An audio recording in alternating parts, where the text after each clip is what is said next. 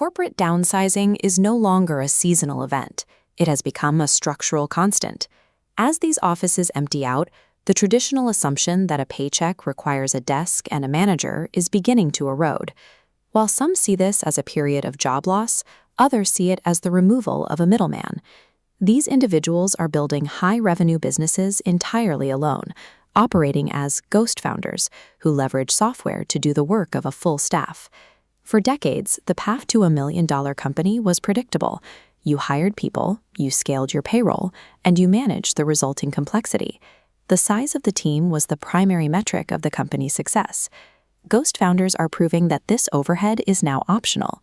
By replacing internal departments with automated workflows, they can maintain enterprise-level output with a headcount of exactly 1. This shift creates a practical divide in the workforce. On one side are those still looking for a place in the traditional hierarchy, and on the other are those who are using automation to own the hierarchy themselves. Most people look at AI through the lens of a chatbot, something like ChatGPT that you talk to when you need a quick answer or a draft of an email. But the prompt and response model is fundamentally limited by the user.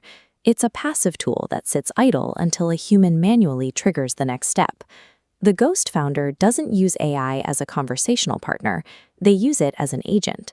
While a chatbot waits for instructions, an agent is designed to execute multi-step processes, like monitoring a market trend, generating a report, and then autonomously launching an ad campaign based on that data.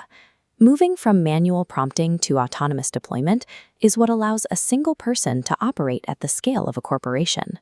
An AI agent functions as a digital worker with a specific role and a set of permissions to interact with other software. Instead of a human marketing team, a founder might deploy a suite of agents that handle web scraping, handling lead qualification, and content distribution without any manual intervention. The founder sits atop a digital org chart, setting the objective, while the agent nodes execute research, production, and sales. This code-based labor layer operates continuously without management, freeing the founder to focus on high-level strategy. To build this, the Solo-Corp relies on a powerful logical core. Large language models provide the decision-making logic. They process incoming data, analyze customer feedback, and determine the next strategic move for the business. But logic is useless if it cannot trigger an action. The system requires a connective layer to bridge the gap between thought and execution. Platforms like Make.com act as this bridge, routing instructions to peripheral apps to send messages or charge cards. This connectivity transforms isolated tools into a closed-loop circuit, where one event automatically triggers actions across the entire stack. This integration layer is what turns a collection of software subscriptions into a functional, self-operating company. The final requirement is the ability to interact with the marketplace. Even the most efficient automated system is invisible unless it can present a professional, human-facing brand to potential customers.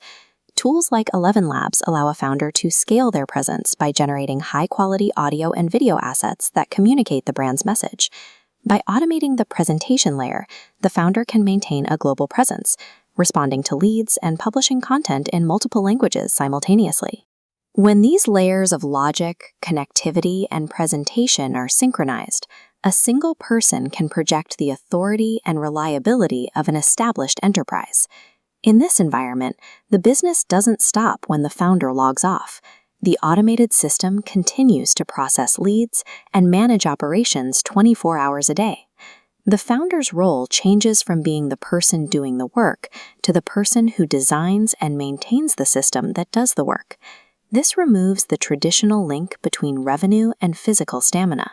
You no longer need a larger payroll to handle more customers. You simply need a more robust automation logic.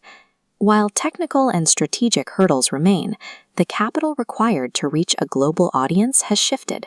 A single individual can now access the same processing power and distribution channels that once required a venture-backed staff. For decades, the standard path was to sell your labor to a larger entity that owned the systems and the software.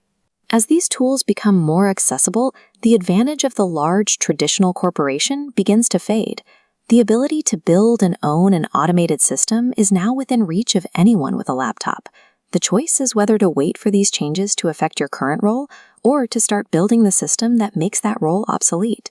If you want to understand the mechanics of building a Solo-Corp, subscribe and comment START below to join the community of founders moving towards this model. The next era of business isn't about how many people you manage, it's about how much leverage you can build entirely on your own.